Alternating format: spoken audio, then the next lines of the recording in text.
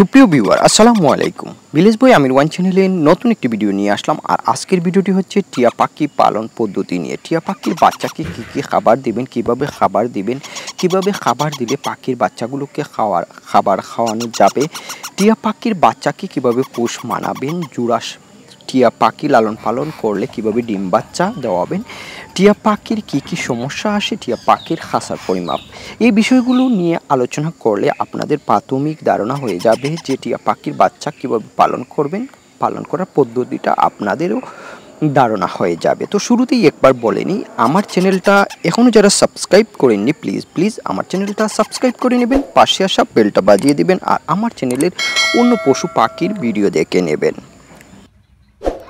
তো চলুন বন্ধুরা, আমরা আলোচনা করি টিয়া পাখির বাচ্চা কীভাবে লালন পালন করব, কীভাবে খাবার দেব। তো টিয়া পাখি সাধারণত শালিক পাখির মতো নয়, ময়না পাখির মতো নয়। টিয়া পাখির খাবার মুখে তুলে দিতে হয়, আর মুখে তুলে দেওয়ার জন্য প্রথমে আমরা যে ব্যবস্থাটা করব সেটা হচ্ছে ইঞ্জেকশনের সিরিঞ্জ দিয়ে পাখির খাবার দেব তার মুখের ভিতর ঢুকিয়ে।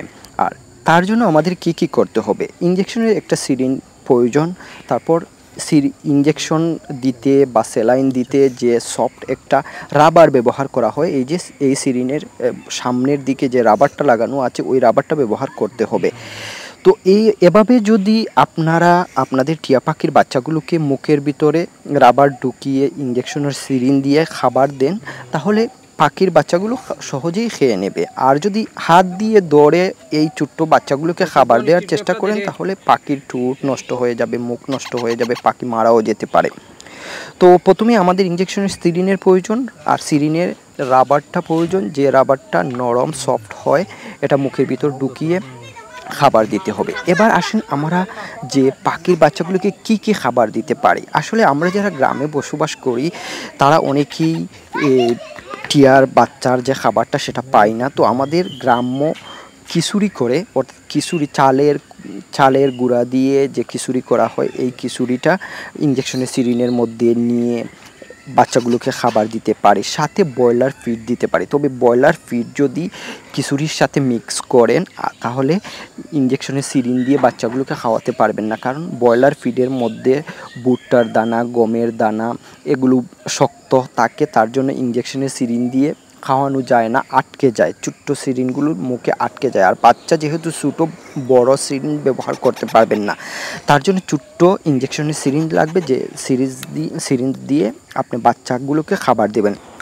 এই যে দেখেন খিচুড়ি তৈরি করা হয়েছে, আর এই খিচুড়ির মধ্যে কি কি দেয়া হয়, ডাল দেয়া হয়, গাজর দেয়া হয়।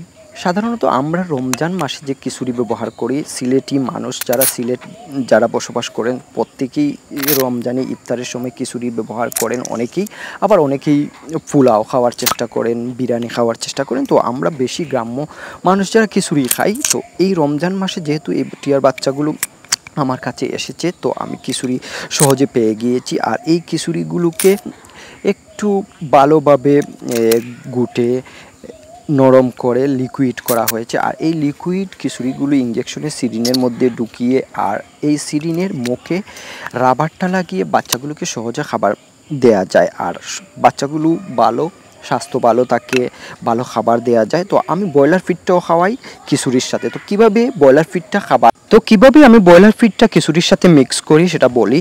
ব্রয়লার ফিড যেহেতু দানাদার খাবার, তার জন্য এই সিরিঞ্জের মধ্যে ঢুকানো যায় না, আর যদিও কোনোভাবে ঢুকানো হয় তাহলে মুখের ভিতরে দেয়া যায় না বাচ্চাগুলোর, যেহেতু ছোট্ট বাচ্চা ব্রয়লার ফিড দিলে স্বাস্থ্য ভালো থাকে। এই যে ব্রয়লার ফিডগুলো দেখছেন, এই দানাগুলো একটা দুটা করে মুখের মধ্যে দিয়ে সাথে খিচুড়ি মুখের মধ্যে ঢুকিয়ে দেওয়ার পর ওগুলো গিলে নিয়ে তার ভিতরে চলে যায়, মুখের ভিতরে চলে যায়। আর এভাবে 2-4টা করে ছোট্ট বাচ্চাগুলোকে যদি ব্রয়লার ফিড খিচুড়ির সাথে মিক্স করে দেন তাহলে স্বাস্থ্য ভালো থাকে, পাখির বাচ্চাগুলো খুব সুন্দর দেখায়, খুব সুন্দর বড় হয়ে ওঠে। এই যে আমার পাখির বাচ্চাগুলোকে 2-4টা ব্রয়লার ফিডের সাথে খিচুড়ি মিক্স করে দিচ্ছি।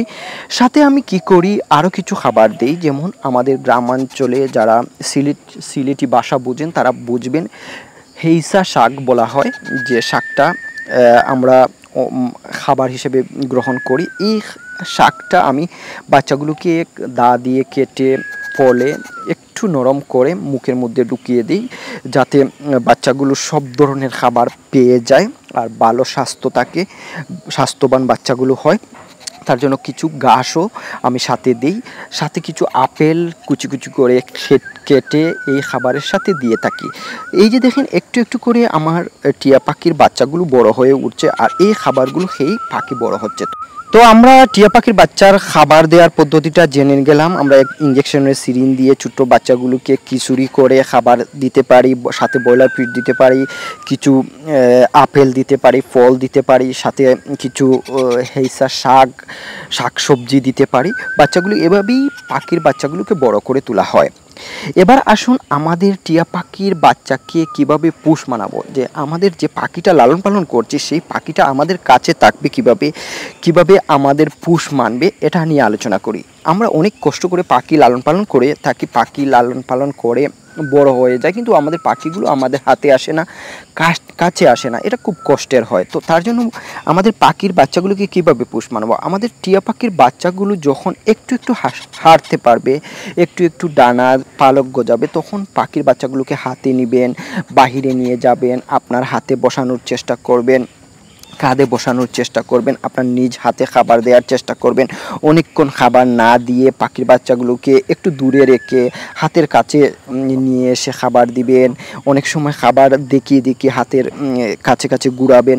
এভাবেই পাখির বাচ্চাগুলোকে পোষ মানাবেন। একটা সময় দেখবেন পাখির বাচ্চাগুলো আপনাকে চিনে, আপনার হাতে আসে, আপনার কাছে আসতে চায়, আপনার হাত থেকে খাবার খেতে চায়।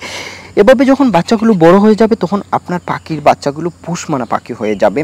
আপনার হাতে বসবে, কাঁধে বসবে, আপনার হাত থেকে খাবার নিবে, কথা বলা শিখালে পাখি আপনার সামনে কথা বলবে, আপনাকে ভয় পাবে না। তো এভাবে পাখির বাচ্চাগুলোকে পোষ মানাবেন। জোড়া পাখি লালন পালন করে কিভাবে ডিম বাচ্চা করাবেন, আমরা অনেকেই টিয়া পাখি লালন পালন করি জোড়া পাখি, কিন্তু একটা সময় ডিম বাচ্চা করার সময় সেটা করতে পারে না বা সেই ব্যবস্থা দিতে পারি না। তো তার জন্য বলবো টিয়া পাখির বাচ্চাকে বড় করে তুলে যদি ডিম বাচ্চা করাতে চান তাহলে ভালো একটা খাঁচার প্রয়োজন, এবং সেরকম একটি ভালো জায়গা দিতে হবে, ডিম বাচ্চা করার মতো ব্যবস্থা তৈরি করে দিতে হবে, তাহলেই পাখি ডিম বাচ্চা দেবে। টিয়া পাখির বাচ্চা অবস্থা এবং বড় হয়ে যাওয়ার পর কি সমস্যা আসে, আমি যতদিন ধরে টিয়া পাখির বাচ্চা লালন পালন করি হয়তো আমার অনেক কিছু অজানাও থেকে যেতে পারে, তারপরও যতটুকু জেনেছি টিয়া পাখির বাচ্চার তেমন কোনো সমস্যা আসে না। মাঝে মধ্যে চুনা পায়খানা করে একটু দুর্বল হয়ে যায়, খাবারটা কম খায়, তখন কি করবেন, চুনা পায়খানা যখন করবেন টিয়া পাখির বাচ্চাগুলোকে এন্ড্রোসিন 1 ml 4 লিটার পানিতে মিক্স করে এই পানি খাওয়াবেন, দেখবেন এই সমস্যাটা দূর হয়ে যাবে। আর যদি টিয়া পাখি বড় হয়ে যাবার পর খাবার খাওয়া কমিয়ে দেয় তাহলে লিভার টনিক 1 ml 1 লিটার পানিতে মিক্স করে এই পানিটা দিবেন, অথবা কোনো খাবারের সাথে মিক্স করে লিভার টনিকটা খাওয়াবেন, দেখবেন পাখির রুচি চলে এসেছে। তো বন্ধুরা, আমার এই দুটা টিয়া পাখির বাচ্চার জন্য সবাই দোয়া করবেন, এই পাখিগুলো যেন তাড়াতাড়ি বড় হয়ে যায়, এই পাখিগুলো যেন পোষ মানে এবং সুস্থ থাকে, ভালো থাকে। তো আল্লাহ হাফিজ ভিউয়ার, সবাই ভালো থাকবেন, সুস্থ থাকবেন। আরও নতুন কোনো বিষয় নিয়ে, নতুন কোনো ভিডিও নিয়ে আসবো আপনাদের সামনে।